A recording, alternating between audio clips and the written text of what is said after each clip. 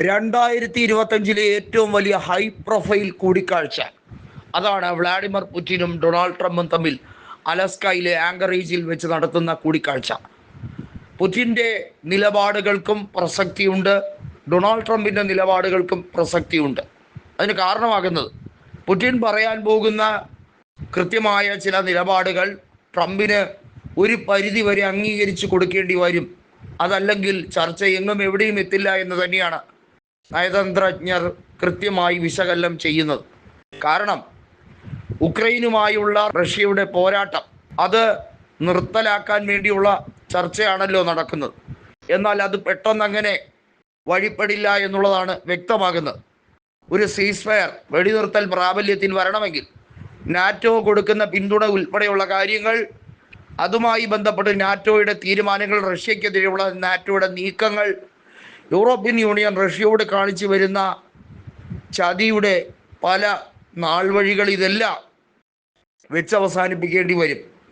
റഷ്യയുമായി ബന്ധപ്പെട്ട കാര്യത്തിൽ വ്യാപാര യുദ്ധത്തിലേക്ക് ഏർപ്പെട്ടിരിക്കുന്ന അമേരിക്ക അത് പരിപൂർണമായി പിൻവലിക്കുമോ ഇല്ലയോ?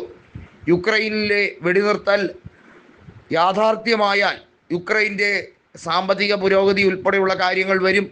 അമേരിക്കയുടെ താല്പര്യങ്ങൾക്ക് അനുകൂലമായൊരു ഭരണമാണല്ലോ വ്ളാഡിമിർ സെലൻസ്കി ഉക്രൈനിൽ നടത്തിക്കൊണ്ടിരിക്കുന്നത്.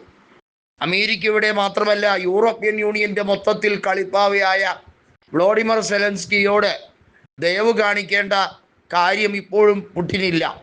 എന്നാൽ പുടിൻ്റെ ചില നിലപാടുകൾ അതിശക്തമായി തന്നെ ഡൊണാൾഡ് ട്രംപിനോട് വെട്ടിത്തുറന്ന് പറയാൻ കിട്ടുന്ന ഒരു അവസരമായാണ് ആങ്കറേജിലെ ഈ മീറ്റിങ്ങിനെ എല്ലാവരും വിശേഷിപ്പിക്കുന്നത്.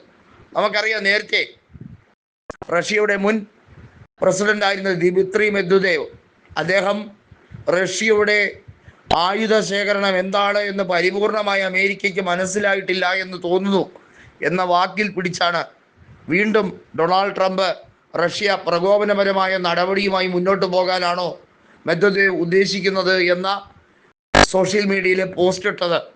നമുക്കറിയാം, റഷ്യ അങ്ങനെ തോറ്റു കൊടുക്കാനോ അല്ലെങ്കിൽ അമേരിക്കയ്ക്ക് വിധേയപ്പെടാനോ അല്ല വന്നത്. ഒരു ചർച്ചയെങ്കിൽ ചർച്ച, സമാധാനം പുനഃസ്ഥാപിക്കാൻ ആവുന്നത്ര ശ്രമിക്കാൻ ഞങ്ങളുടെ ഭാഗത്തു നിന്നും ഒരു നീക്കുപോക്കുണ്ട് എന്ന് ബോധ്യപ്പെടുത്തി കൊടുക്കാൻ കൂടിയാണ് റഷ്യ ഈ മീറ്റിങ്ങിനെ ഉപയോഗിക്കുന്നത്.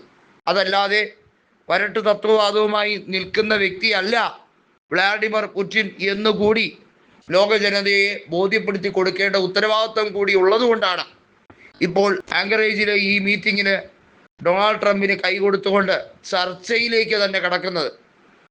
ചർച്ച ഏതെങ്കിലും വിധത്തിൽ അത് തീരുമാനമാകാതെ പോവുകയും പരാജയപ്പെടുകയും ചെയ്താൽ പിന്നെയുള്ള പ്രത്യാഘാതങ്ങൾ വളരെ വലുതാണ് എന്നുള്ള ഉമ്മാക്കിയാണ് ഇപ്പോൾ ഡൊണാൾഡ് ട്രംപ് കാണിക്കുന്നത്. പക്ഷേ അതിലൊന്നും വിരളുന്ന വ്യക്തിയേ അല്ല വ്ളാഡിമിർ പുടിൻ.